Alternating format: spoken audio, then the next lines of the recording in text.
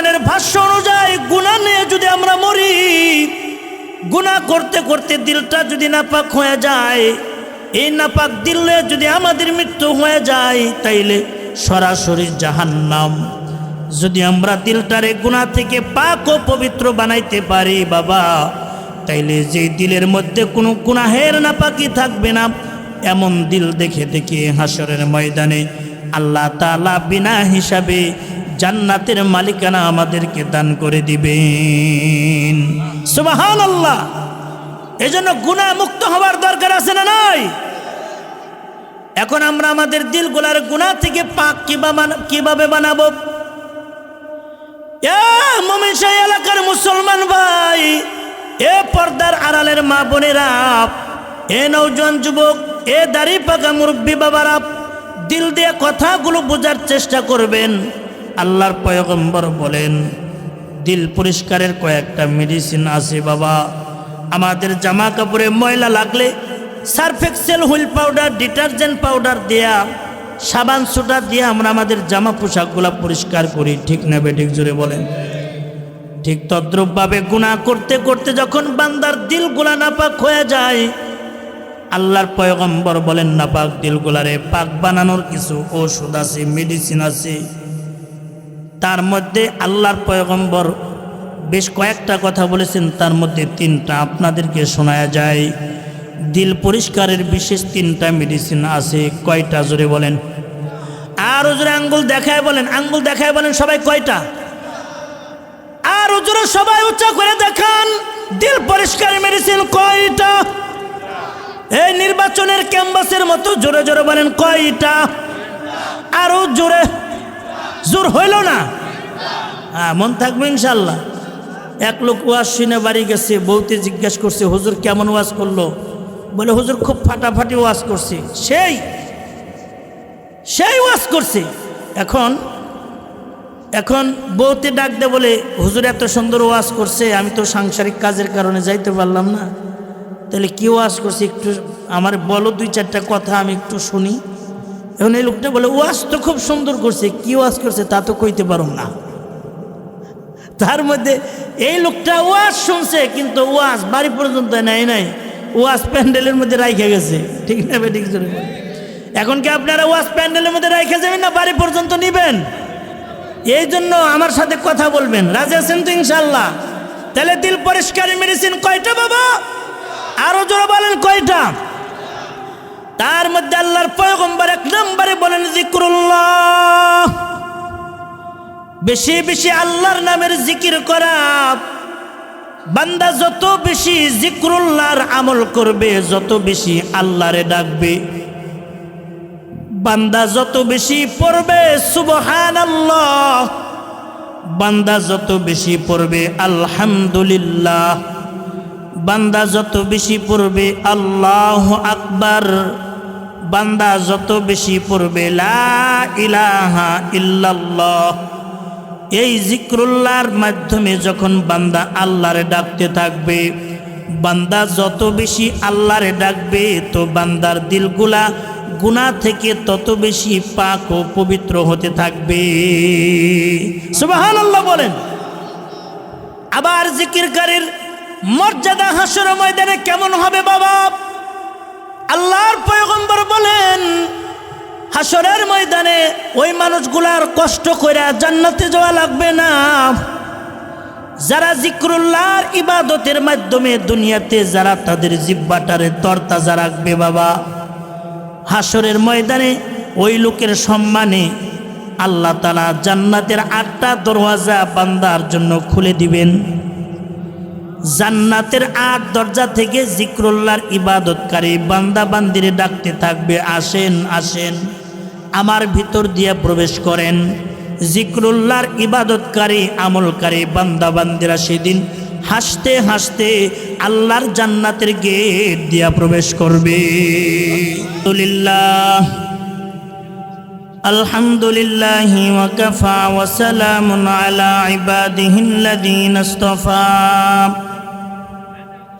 أما بعد فأعوذ بالله من الشيطان الرجيم বিসমিল্লাহির রহমানির রহিম قل يا عبادي الذين أسرفوا على أنفسهم لا تقنطوا من رحمة الله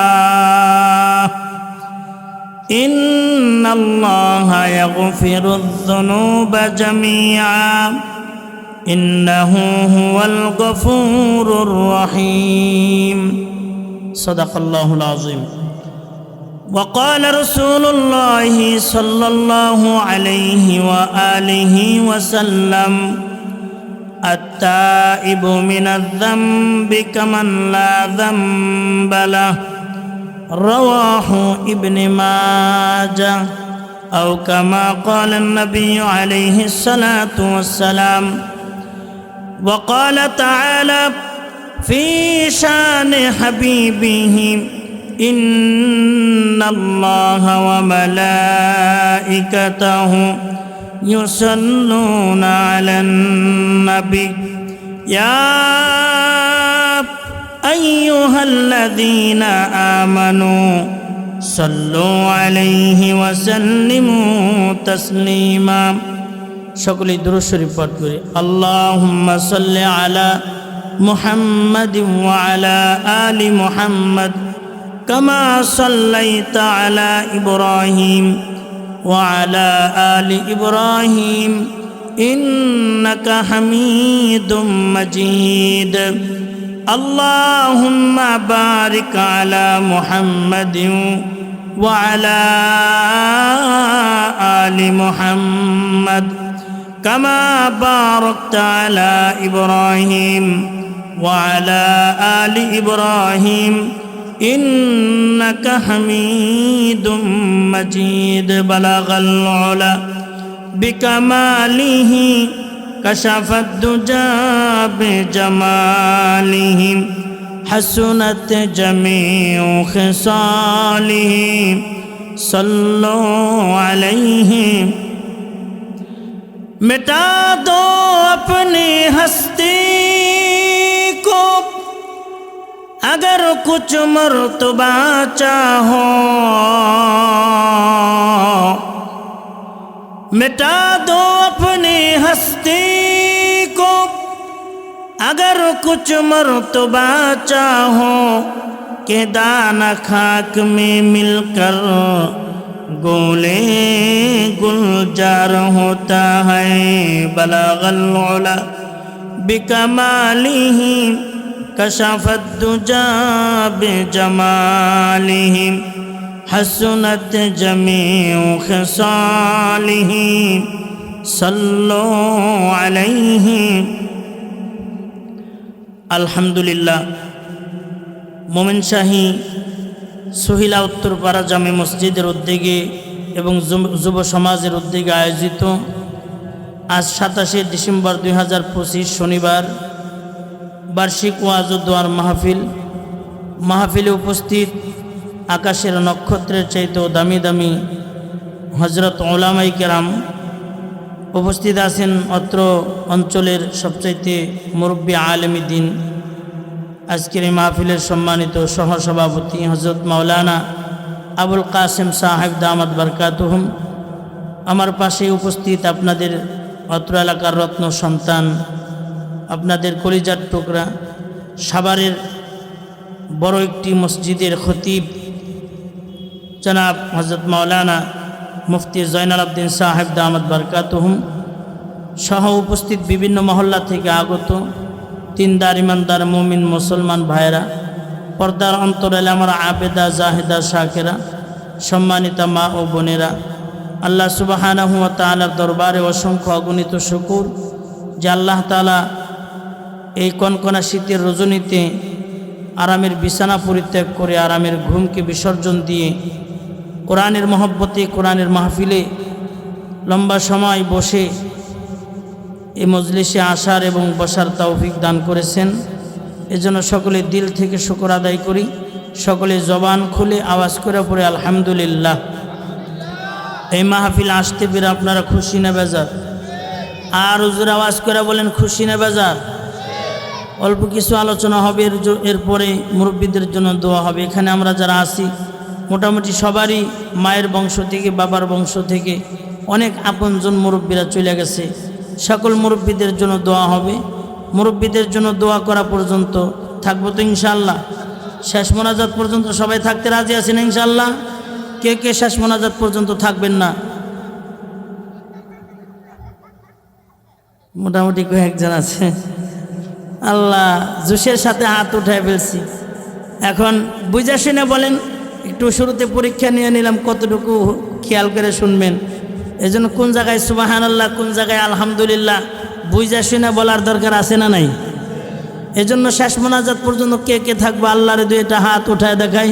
নারে তাকবীর, নারে তাকবীর। আল কোরআনের আলো, কোরআন হাদিস যেখানে, কোরআন নাই যেখানে, নারে তাকবীর।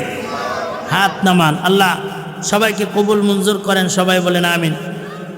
সম্মানিত হাজিরিন, আল্লাহ পাকের দরবারে শুকুর যে আল্লাহ তাআলা আপনাকে আমাকে সুস্থতার বিশাল এক নিয়ামত দান করেছেন। জবান খুলে পড়ে আলহামদুলিল্লাহ। আমাদের মতো কত মানুষ অসুস্থ অবস্থায় হসপিটালের বেডে শুয়ে আছে না নাই? আল্লাহ আমাদেরকে সুস্থতার জিন্দেগি দান করেছেন, বরকতময় মজলিসে বসার সুযোগ করে দিয়েছেন। এটা আমাদের জন্য অনেক বড় খুশনসিব। সম্মানিত হাজিরিন, আমি ভূমিকা লম্বা করব নয়, আমি কোরআনে কারিম থেকে একটি আয়াতে কারিমা তিলাওয়াত করেছি। নবী আলাইহিস সালাতু ওয়াস সালামের অসংখ্য হাদিসের মধ্য থেকে ছোট্ট একটি হাদিস আপনাদের সামনে তিলাওয়াত করেছি। কোরআন এবং হাদিসকে সামনে রেখে সংক্ষিপ্ত সময়ের মধ্যে অল্প কিছু কথা বলার আশা রাখি। যে আয়াতে কারিমাটি তিলাওয়াত করেছি, এই আয়াতের আলোচনা বুঝতে হলে আগে পরিচয় জানার দরকার। আপনারা বলেন তো, কোরআনে কারিমের মধ্যে পারার সংখ্যা আছে কয়টি? 30টি। জবান খুলে সবাই বলেন, আরও জোরে বলেন কয়টি? আমি কিন্তু একা একা ওয়াজ করি না, শ্রোতা যারা আছে এদেরকে নিয়ে ওয়াজ করি। আমার সাথে সবাইকে কথা বলতে হবে, রাজি আছেন ইনশাল্লাহ? কোরআনে কারিমের মধ্যে 30টি পারা রয়েছে, এর মধ্য থেকে 24তম পারা থেকে তিলাওয়াত করেছি। এগুলো হলো কোরআনে কারিমের নলেজ। নাম্বার 2, কোরআনে কারিমের মধ্যে পারার সূরার সংখ্যা আছে 114টি। কয়টি সূরা আছে ভাই? 114টি সূরার মধ্য থেকে কোরআনে কারিমের ধারাবাহিকতা অনুযায়ী 39 নং সূরা থেকে তিলাওয়াত করেছি। সূরার নাম হলো সূরা জুমার। নাম্বার 3, এই সূরা জুমারের মধ্যে আয়াত সংখ্যা আছে 75টি, রুকুর সংখ্যা আছে 8টি। নাম্বার 4, কোরআনে কারিমের মধ্যে যত সূরা আছে সমস্ত সূরাগুলা 2 ভাগে বিভক্ত, মাক্কি এবং মাদানী। মাক্কি মাদানির দিক থেকে সূরা জুমার হলো মাক্কি সূরা। নাম্বার 5, কোরআনে কারিমের এই সূরার মধ্যে 75টি আয়াত রয়েছে। এই 75টি আয়াতের মধ্য থেকে 53 নং আয়াতে কারিমা আপনাদের খিদমতে তিলাওয়াত করেছি। নাম্বার 6, কোরআনে কারিমের যত সূরা আছে বা আয়াত আছে আল্লাহ এমনি এমনি নাজিল করে নাই, কোনো না কোনো বিষয়কে কেন্দ্র করে, ঘটনাকে কেন্দ্র করে আল্লাহ নাজিল করেছেন। এই সূরা জুমারের 53 নং আয়াতে কারিমাটি নাজিল হওয়ার একটি প্রেক্ষাপট আছে, একটি শানে নুজুল আছে। তাফসীরে মারিফুল কোরআনের মধ্যে মুফতি শফি রহমাতুল্লাহি আলাইহি একটি হাদিস উল্লেখ করেছেন, ইবনে আব্বাস রাদিয়াল্লাহু তাআলা আনহু থেকে বর্ণিত। তিনি বলেন, আমি নবীজির সামনে উপস্থিত ছিলাম। এমন সময় নবীজির সামনে কিছু সংখ্যক লোক উপস্থিত হলেন এবং হয়ে নবীজিকে ডাক দিয়ে বলেন, আই মুহাম্মদ, হে মুহাম্মদ। সবাই পড়ি সাল্লাল্লাহু আলাইহি ওয়াসাল্লাম। আপনি যে ধর্মের দাওয়াত দেন, আপনি যে ইসলামের দাওয়াত দেন, এই ধর্মটা আমাদের কাছে খুবই ভালো লাগে, খুবই চমৎকার মনে হয়। তবে আমাদের আশঙ্কা হয়, আমরা তো জীবনে বহু গুনাহ করেছি, আমরা তো জীবনে বহু জেনা করেছি, বহু হত্যা করেছি, অন্যায় করেছি। আমরা যদি ইসলাম কবুল করি, আল্লাহ কি আমাদের তওবা কবুল করবে? আল্লাহ কি আমাদের জিন্দেগির গুনাহ মাফ করবে? ওগো নবীজি। নবীজির কাছে প্রশ্ন করার পরে নবীজি চুপ হয়ে আসেন। এমন সময় আমার আল্লাহ জিব্রাইল আলাইহিস সালাতু ওয়াস সালামকে দিয়া সূরা জুমারের 53 নং আয়াতে কারিমা নবীজির কাছে পাঠিয়ে দিলেন। জোরে বলুন না সুবহানাল্লাহ। আল্লাহ রাব্বুল আলামিন নবীজিকে ডাক দে বলেন, ওগো নবীজি, আপনি আমার বান্দাদেরকে জানায় দেন। আল্লাহ পাক বলেন, ইয়া ইবাদিয়াল্লাযীনা আসরাফু আলা আনফুসিহিম লা তাকনাতু মির রাহমাতিল্লাহ ইন্নাল্লাহা ইয়াগফিরুয যুনুবা জামিআ ইন্নাহু হুয়াল গফুরুর রহিম। আল্লাহু আকবার। আল্লাহ রাব্বুল আলামিন বলেন, হে আমার গুনাহগার বান্দা, যারা গুনাহ করতে করতে নিজেদের নফসের উপর জুলুম করে ফেলেছো, হতাশাগ্রস্ত হয়ে গেছো, আল্লাহকে আমাদের জিন্দেগির গুনাহ মাফ করবে কি করবে না, যারা হতাশাগ্রস্ত হয়ে গেছো, আল্লাহ রাব্বুল আলামিন বলেন, লা তাকুনাতু মির রাহমাতিল্লাহ, হে আমার বান্দারা, তোমরা আমি আল্লাহর রহমত থেকে কেউ নিরাশ হইও না।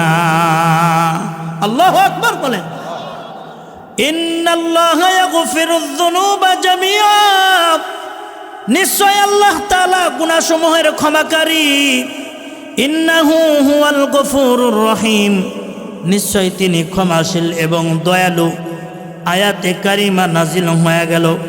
মুফাসসিরিনে কিরাম বলেন, আল্লাহ রাব্বুল আলামিন সূরা জুমারের 53 নং আয়াতে কারিমার মাধ্যমে দুনিয়ার হতাশাগ্রস্ত, দুনিয়ার অপরাধগ্রস্ত, দুনিয়ার গুনাহগার বান্দা বান্দীদেরকে ক্ষমার এত বিশাল আশা আল্লাহ পাক দান করেছেন। এই আয়াতের মধ্যে যে পরিমাণ আশা আল্লাহ পাক দিয়েছেন, এই আয়াতের মতো গোটা কোরআনে কারিমের মধ্যে আর একটা আয়াত পাওয়া যায় না। সুবহানাল্লাহ বলে। এর মানে আল্লাহর কাছে মাফ চাইলেই আল্লাহ মাফ করে দিবেন। সুবহানাল্লাহ বলে। আল্লাহর কাছে ক্ষমা চাইলে আল্লাহ ক্ষমা করে দিবেন। কিন্তু আমরা এমন মানুষ, গুনাহ করতে করতে নিজেদের জিন্দেগি গুলারে বরবাদ করে ফেলেছি, এরপর আমাদের ভিতরে কোনো অনুশোচনা আসে না, আল্লাহর কাছে মাপ চাওয়ার জন্য কোনো অনুতপ্ত আমাদের দিল হয় না। আমরা গুনাহ করতে করতে আমাদের দিলটারে এমনভাবে পাথরের মতো শক্ত বানায় ফেলেছি, আমরা আমাদের দিলটারে এমন নাপাক বানায় ফেলছি, এখন আল্লাহর কাছে কান্না করার মতো যোগ্যতা আমরা হারায় ফেলছি, মাপ চাওয়ার মতো যোগ্যতাও হারায় ফেলছি। জোরে বলুন ঠিক কিনা? এজন্য এই মজলিসের মধ্যে এমন কেউ আছেন যে জীবনে কোনোদিন গুনাহ করে নাই? এ কথা বলতে পারবো? মনের অজান্তে কত গুনাহ, কত অপরাধ, কত অন্যায় আমাদের দ্বারা হয়ে গেছে, ঠিক না ঠিক? জোরে বলেন। এখন এই গুনাহ লয়ে কি কবরে যাওয়া যাবে ভাই? আল্লাহ রাব্বুল আলামিন কোরআনে কারিমের মধ্যে বলেন, ইয়াউমা লা ইয়ানফাউ মালু ওয়ালা বানুনা ইল্লা মান আতাল্লাহা বিকলবিন সালিম ওয়া উজলিফাতিল জান্নাতু লিল মুত্তাকিন ওয়া বুররিজাতিল জাহিমু লিল গাওয়িন। আল্লাহ রাব্বুল আলামিন বলেন, হাসরের ময়দানে তোমাদের কোনো সম্পদ, তোমাদের কোনো সন্তান, এগুলা কোনো কাজে আসবে না।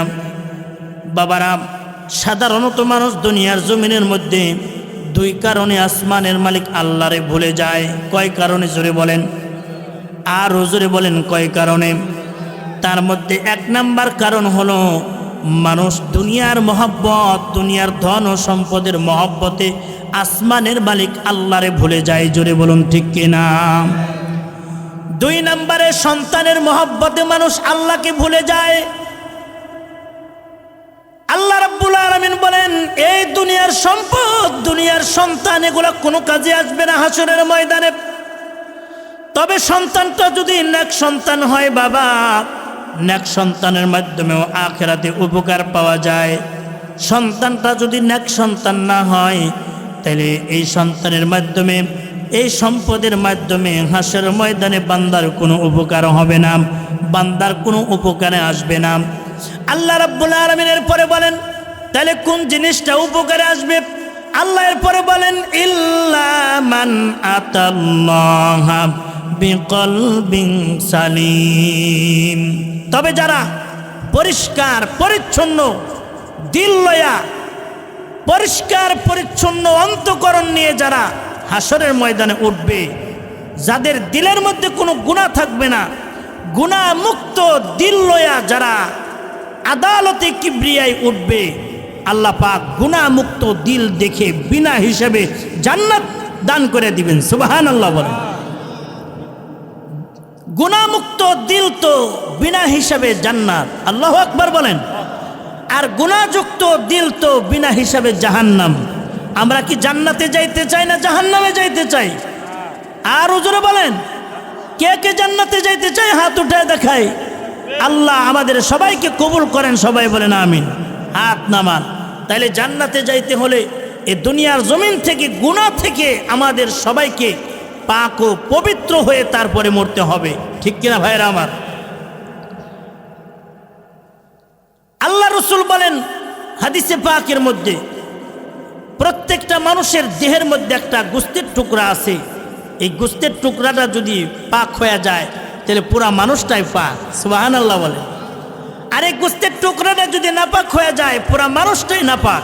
নবীজি বলেন, قال رسول الله صلى الله عليه وسلم ألا إن في الجسد لمضغة إذا صلحت صلح الجسد كله وإذا فسدت فسد الجسد كله ألا وهي القلب। নবীজি বলেন, প্রত্যেকটা মানুষের দেহের মধ্যে একটা গোস্তের টুকরা আছে। এ বাবা, এই গোস্তের টুকরাটা যদি পাক হয়ে যায় পাক, তাহলে পুরা মানুষটাই পাক হয়ে যায়। আর এই গোস্তের টুকরাটা যদি নাপাক হয়ে যায় তাহলে পুরা মানুষটাই নাপাক হয়ে যায়। সাহাবীরা প্রশ্ন করলেন, নবীজি বলেন, আলা ওয়াহিয়াল কালব, ওই গোস্তের টুকরাটার নাম হলো কলব, অন্তঃকরণ। জাতিগতভাবে আল্লাহ প্রত্যেকটা মানুষের বাম দুধের নিচে আয়নার মতো ঝকঝকা পরিষ্কার পরিচ্ছন্ন একটা দিল, একটা হৃদয়, অন্তঃকরণ যেটাকে কলব বলা হয়, একটা গোস্তের টুকরা ফিট করে দিছে। সুবহানাল্লাহ। বান্দা যখন এক একটা গুনাহ করে, গুনাহ করার সাথে সাথে ওই দিলের মধ্যে গুনাহের নাপাকির দাগ লেগে যায়। বান্দা একটা মিথ্যা কথা বলছে, মিথ্যার গুনাহের নাপাকির দাগটা বান্দার দিলের মধ্যে লেগে যায়। জেনা করেছে, জেনার গুনাহের নাপাকির দাগ বান্দার দিলের মধ্যে একটা কালো দাগ পড়ে যায়। হত্যা করেছে, হত্যার গুনাহের নাপাকির দাগ বান্দার দিলের মধ্যে লেগে যায়। মসজিদে আজান হয়েছে, নামাজ বাদ দিয়ে ঘুমিয়ে আছে, বিনা কারণে নামাজ ত্যাগ করেছে, নামাজ ত্যাগ করার গুনাহের নাপাকির দাগ বান্দার দিলের মধ্যে লেগে যায়। এভাবে গুনাহ করতে করতে এক সময় বান্দার দিলটা নাপাক হয়ে যায়। এ মুমিন শাহী এলাকার মুসলমান, আল্লাহ পাকের কোরআনের ভাষ্য অনুযায়ী গুনাহ নিয়ে যদি আমরা মরি, গুনাহ করতে করতে দিলটা যদি নাপাক হয়ে যায়, এই নাপাক দিলে যদি আমাদের মৃত্যু হয়ে যায় তাইলে সরাসরি জাহান্নাম। যদি আমরা দিলটারে গুনাহ থেকে পাক ও পবিত্র বানাইতে পারি বাবা, তাইলে যে দিলের মধ্যে কোনো গুনাহের নাপাকি থাকবে না, এমন দিল দেখে দেখে হাসরের ময়দানে আল্লাহ তাআলা বিনা হিসাবে জান্নাতের মালিকানা আমাদেরকে দান করে দিবেন। সুবহানাল্লাহ। এজন্য গুনাহ মুক্ত হওয়ার দরকার আছে না নাই? এখন আমরা আমাদের দিলগুলার গুনাহ থেকে পাক কিভাবে বানাবো? এ মুমিন শাহী এলাকার মুসলমান ভাই, এ পর্দার আড়ালের মা বোনেরা, এ নওজোয়ান যুবক, এ দাড়ি পাকা মুরব্বী বাবারা, দিল দিয়ে কথাগুলো বোঝার চেষ্টা করবেন। আল্লাহর পয়গম্বর বলেন, দিল পরিষ্কারের কয়েকটা মেডিসিন আছে বাবা। আমাদের জামা কাপড়ে ময়লা লাগলে Surf Excel, Wheel powder, detergent powder দেয়া, সাবান সোডা দিয়ে আমরা আমাদের জামা পোশাকগুলা পরিষ্কার করি, ঠিক না বেঠিক? জোরে বলেন। ঠিক তদ্রূপভাবে গুনাহ করতে করতে যখন বান্দার দিলগুলা নাপাক হয়ে যায়, আল্লাহর পয়গম্বর বলেন, নাপাক দিলগুলারে পাক বানানোর কিছু ঔষধ আছে, মেডিসিন আছে। তার মধ্যে আল্লাহর পয়গম্বর বেশ কয়েকটা কথা বলেছেন, তার মধ্যে 3টা আপনাদেরকে শোনায়া যায়। দিল পরিষ্কারের বিশেষ 3টা মেডিসিন আছে। কয়টা জোরে বলেন? আর জোরে আঙ্গুল দেখায় বলেন, আঙ্গুল দেখায় বলেন সবাই কয়টা? আর জোরে সবাই উচ্চ করে দেখান, দিল পরিষ্কারের মেডিসিন কয়টা? এই নির্বাচনের ক্যাম্পাসের মতো জোরে জোরে বলেন কয়টা?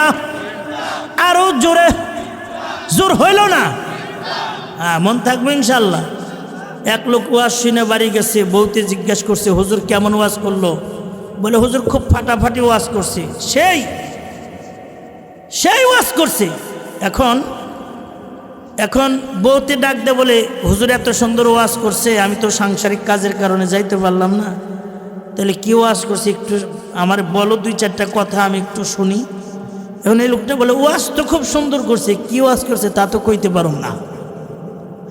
তার মধ্যে এই লোকটা ওয়াজ শুনছে, কিন্তু ওয়াজ বাড়ি পর্যন্ত নাই, ওয়াজ প্যান্ডেলের মধ্যে রাইখে গেছে। ঠিক না? ঠিক। এখন কি আপনারা ওয়াজ প্যান্ডেলের মধ্যে রাইখে যাবেন না বাড়ি পর্যন্ত নিবেন? এই জন্য আমার সাথে কথা বলবেন, রাজি আছেন তো ইনশাল্লাহ? তাহলে দিল পরিষ্কারের মেডিসিন কয়টা বাবা? আরো জোরে বলেন কয়টা? তার মধ্যে আল্লাহর পয়গম্বর 1 নম্বরে বলেন জিক্রুল্লাহ, বেশি বেশি আল্লাহর নামের জিকির করা। বান্দা যত বেশি জিক্রুল্লাহর আমল করবে, যত বেশি আল্লাহরে ডাকবে, বান্দা যত বেশি পড়বে সুবহানাল্লাহ, বান্দা যত বেশি পড়বে আলহামদুলিল্লাহ, বান্দা যত বেশি পড়বে আল্লাহু আকবার, বান্দা যত বেশি পড়বে লা ইলাহা ইল্লাল্লাহ। এই জিক্রুল্লাহর মাধ্যমে যখন বান্দা আল্লাহরে ডাকতে থাকবে, বান্দা যত বেশি আল্লাহরে ডাকবে, তো বান্দার দিলগুলা গুনাহ থেকে তত বেশি পাক ও পবিত্র হতে থাকবে। সুবহানাল্লাহ বলেন। আবার জিকিরকারীর মর্যাদা হাসর ময়দানে কেমন হবে বাবা? আল্লাহর পয়গম্বর বলেন হাসরের ময়দানে ওই মানুষগুলার কষ্ট করে জান্নাতে যাওয়া লাগবে না, যারা জিক্রুল্লাহর ইবাদতের মাধ্যমে দুনিয়াতে যারা তাদের জিহ্বাটারে তরতাজা রাখবে বাবা, হাসরের ময়দানে ওই লোকের সম্মানে আল্লাহ তাআলা জান্নাতের 8টা দরওয়াজা বান্দার জন্য খুলে দিবেন। জান্নাতের 8 দরজা থেকে জিক্রুল্লাহর ইবাদতকারী বান্দা বান্দিরে ডাকতে থাকবে, আসেন আসেন আমার ভিতর দিয়ে প্রবেশ করেন। জিক্রুল্লাহর ইবাদতকারী আমলকারী বান্দা বান্দিরা সেদিন হাসতে হাসতে আল্লাহর জান্নাতের গেট দিয়া প্রবেশ করবে। আর জোরে বলুন আল্লাহু আকবার। তাইলে জিকির করার দরকার আছে না নাই? যত বেশি জিকির করব তত বেশি দিলগুলা গুনাহের নাপাকি থেকে দিলগুলা পাক ও পবিত্র হতে থাকবে। আল্লাহ তাআলা জিক্রুল্লাহর আমলকারী বান্দা বান্দি হিসাবে আমাদেরকে কবুল করেন, সবাই বলেন আমিন। বেশি বেশি আল্লাহর ডাকার তৌফিক দান করেন, সবাই বলেন আমিন। এ বাবা সংক্ষেপে বলি, 2 নম্বরে হলো তিলাওয়াতে কোরআন।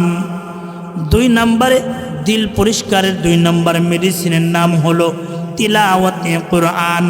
বান্দা যত বেশি কোরআনে কারিমের তিলাওয়াত করবে, বান্দার দিলের মধ্য থেকে গুনাহের নাপাকির জংগুলা দূর হতে থাকবে। নবীজি বলেন, কেউ যদি কোরআনে কারিমের এক একটা হরফ যদি তিলাওয়াত করে, সে না বুঝা পড়লেও তার আমলনামার মধ্যে 10টা নেকি জমা হয়ে যায়। অনেকে বলে কোরআন শরীফ না বুঝা পড়লে কোনো ফায়দা নাই, তাদের কথা ঠিক না বাবা। না বুঝা পড়লে 10 নেকি, বুঝা পড়লে কত নেকি হিসাব নাই। সুবহানাল্লাহ বলেন।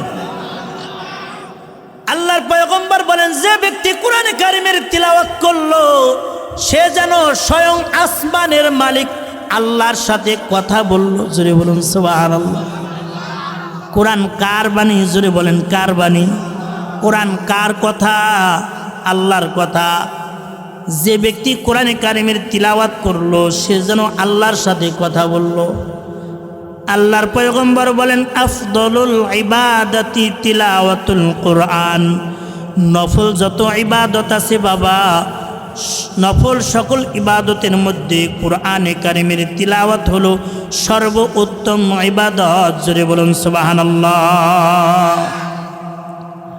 তাইলে কোরআনে কারিমের তিলাওয়াতের মাধ্যমেও বান্দার দিলগুলা পাক ও পবিত্র হয়ে যায়।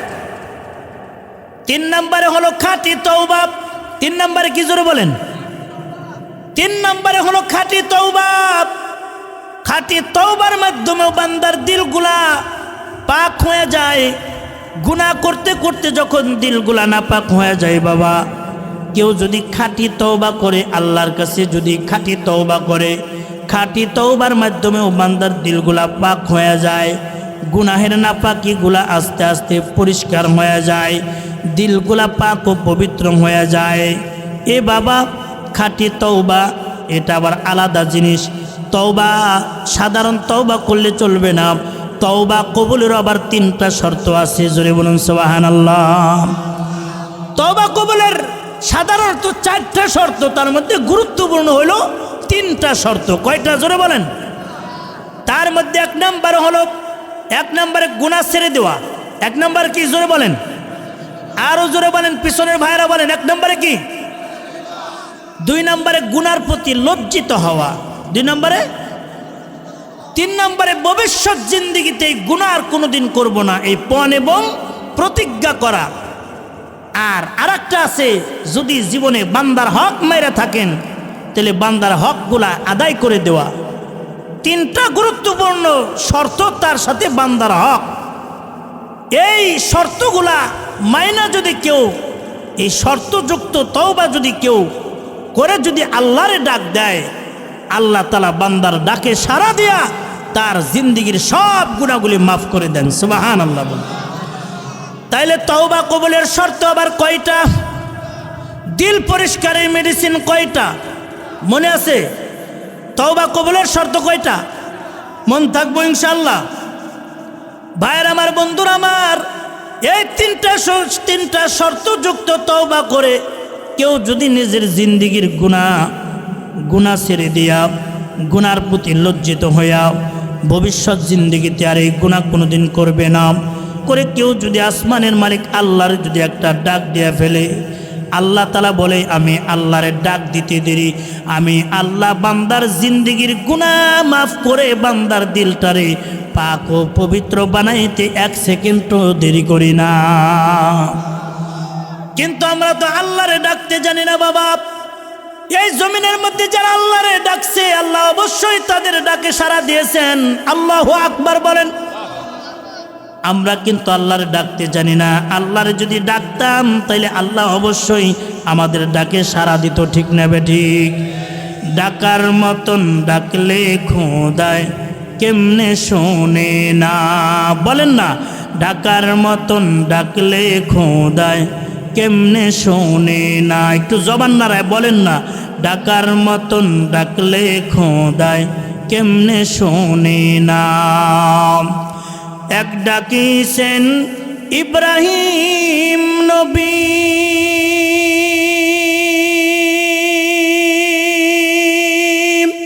নমরুদের আগুনে পুরি। এক ডাকিছেন ইব্রাহিম নবী, নমরুদের আগুনে পুরি।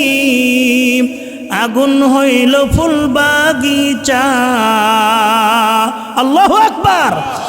আগুন হইল ফুল বাগিচা, পশম জ্বলে না। খোদা তোমায় ডাকতে জানি না, ডাকার মতন ডাকলে খোদায় কেমনে শোনে না। নারায়ে তাকবীর, নারায়ে তাকবীর।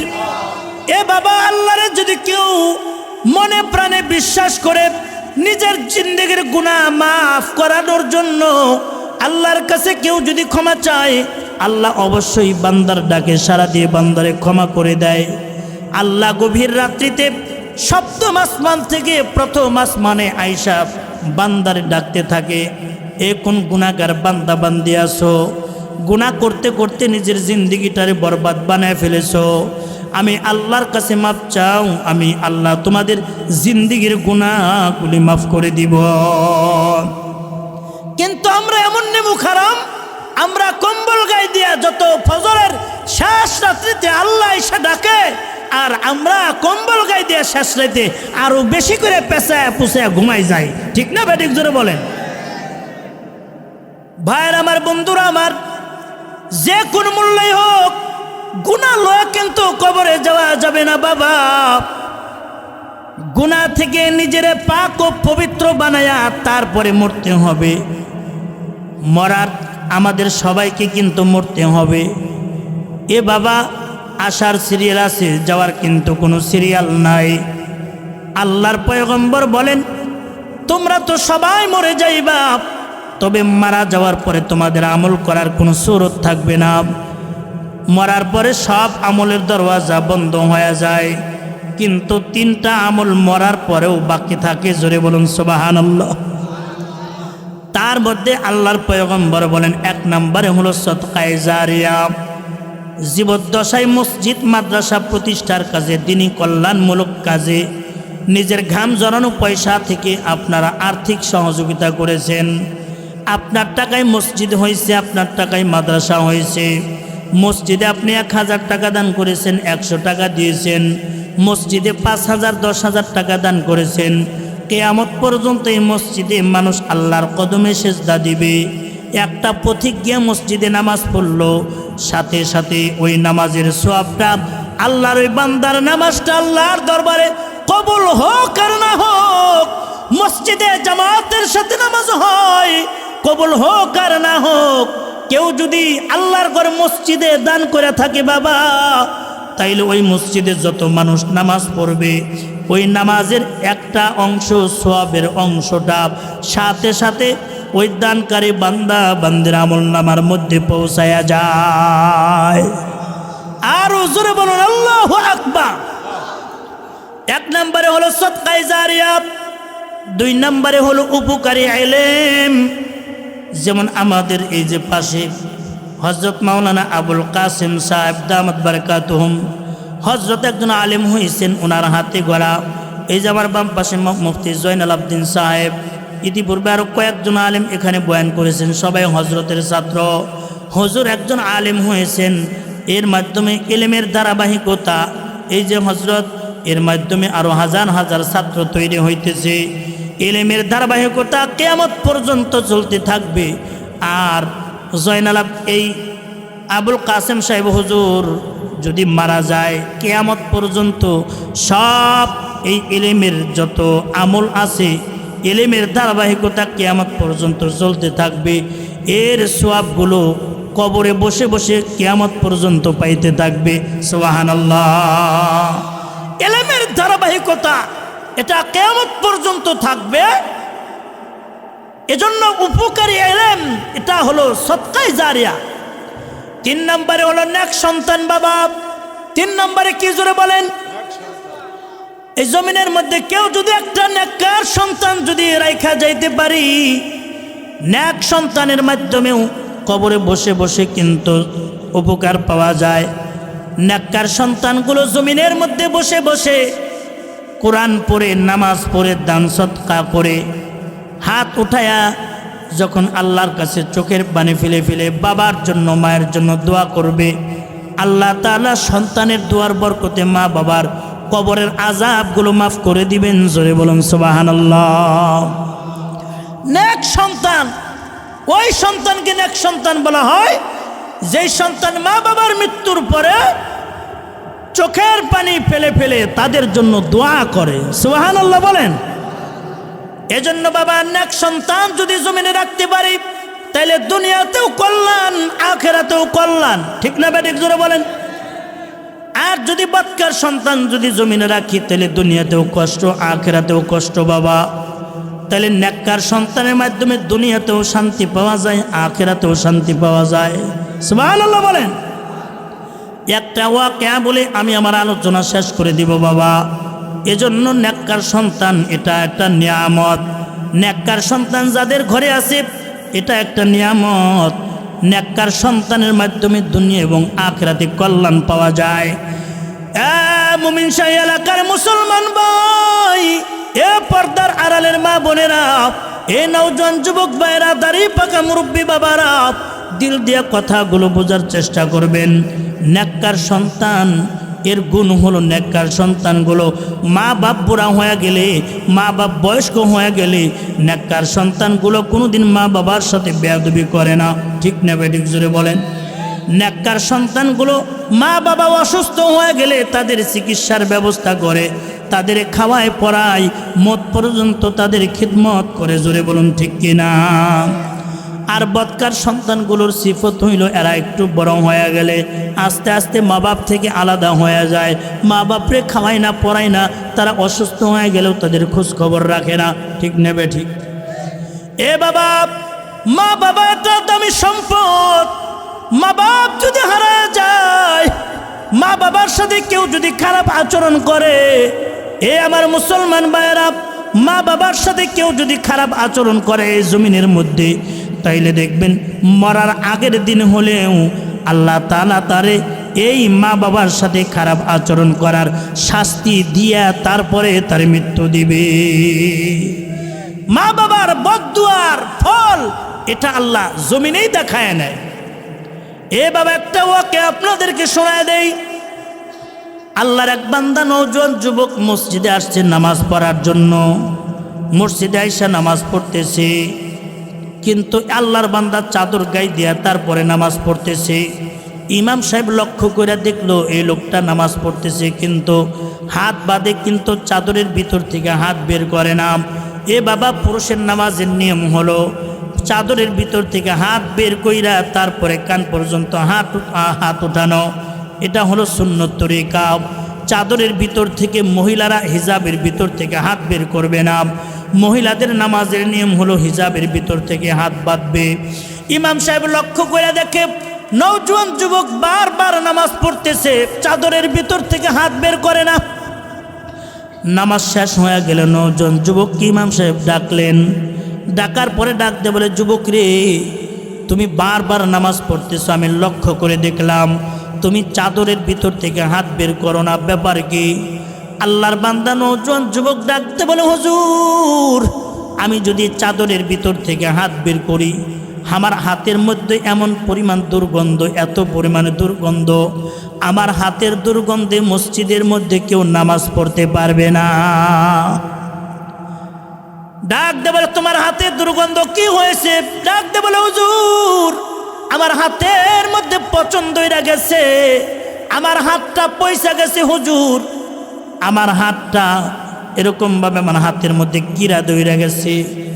এ যুবক, কেন তুমি চিকিৎসা করো না? বলে, অনেক চিকিৎসা করেছি, কোনো চিকিৎসাই ভালো হয় না। ইমাম সাহেব ডাকতে বলেন, তাইলে বাহির কান্ট্রিতে চলে যাও, সিঙ্গাপুর চলে যাও, বাহিরের রাষ্ট্রটিতে ভালো উন্নত চিকিৎসার ব্যবস্থা আছে, ওইখানে গিয়ে তুমি চিকিৎসা করো, তোমার হাত ভালো হয়ে যাবে। আল্লাহর বান্দা নওজোয়ান যুবক চোখের পানি ছেড়ে দিয়া কান্দে আর ডাকতে বলে, হুজুর, পৃথিবীর কোনো চিকিৎসায় আমার হাত কোনোদিন ভালো হবে না, কারণ আমার এই হাতের মধ্যে আমার মার বদদুয়া লাগছে, আমার এই হাতের মধ্যে আমার মার বদদুয়া লাগে গেছে হুজুর। আমার মা আমার এই হাতের ব্যাপারে বদদুয়া দিয়ে দিছে। কে রে যুবক, কেমনে তোমার মা তোমার হাতে বদদুয়া দিয়ে দিল? কেমনে তোমার মা তোমার বদদুয়া দিয়ে দিল?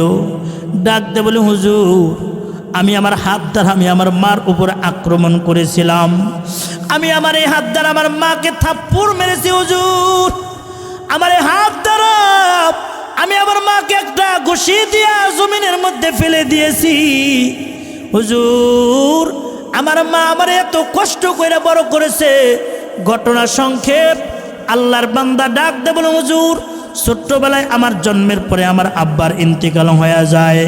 আমার মা আমার বাবার আদর মায়ের আদর একসাথে দিয়ে বড় করেছে হুজুর। আমার মা মানুষের বাড়িতে বাড়িতে কাজ করে তারপরে আমারে পড়াশোনা করাইছে। আমার নানা, আমার মামা, আমার আত্মীয় স্বজন সবাই আমার আব্বার ইন্তেকালের পরে আমার মাকে বারবার বলেছে, এ সবে মাত্র একটা সন্তান, স্বামী ইন্তেকাল করেছে, চলো তোমারে ভালো জায়গায় বিবাহ দিয়ে দেই। হুজুর, আমার মা আমার চেহারার দিকে তাকাইয়া আমার মা কোনোদিন বিবাহ বসে নাই। আমার মা সেদিন কান্দা কান্দা বলেছিল, বাবা আমি যদি বিবাহ বসি আমার সুখের কোনো সীমা থাকবে না, আর আমার এই কলিজার টুকরা সন্তানের দুঃখের কোনো সীমা থাকবে না। হুজুর আমার মাকে যখন আমি একটা ঘুষি দিয়ে জমিনের মধ্যে ফেলে দিলাম, হুজুর আমি অমানুষ হয়ে গিয়েছিলাম।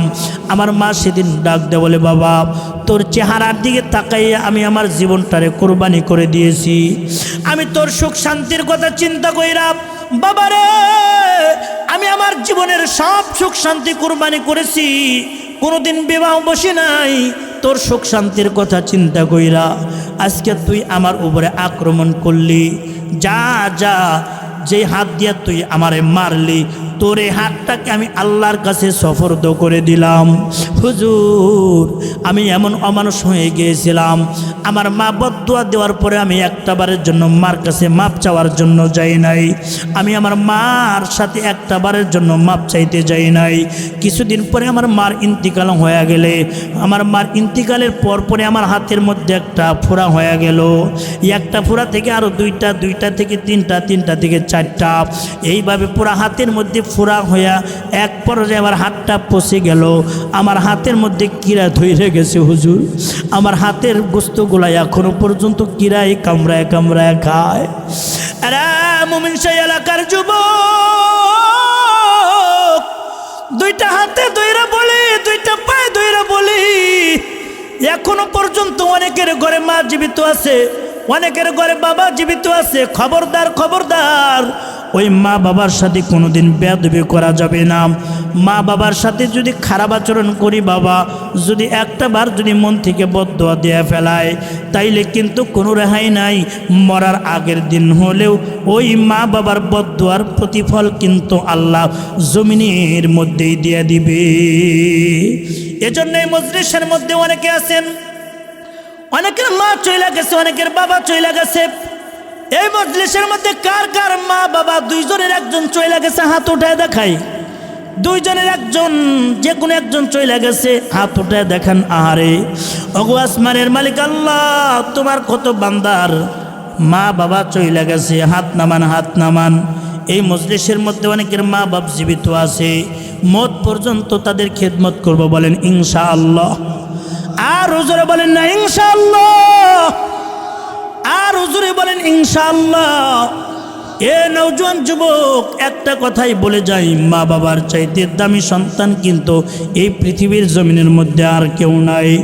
এ বাবা, এই মজলিসের মধ্যে অনেকের মা নাই, অনেকের বাবা নাই, অনেকের মা জীবিত আছে, অনেকের বাবা জীবিত আছে।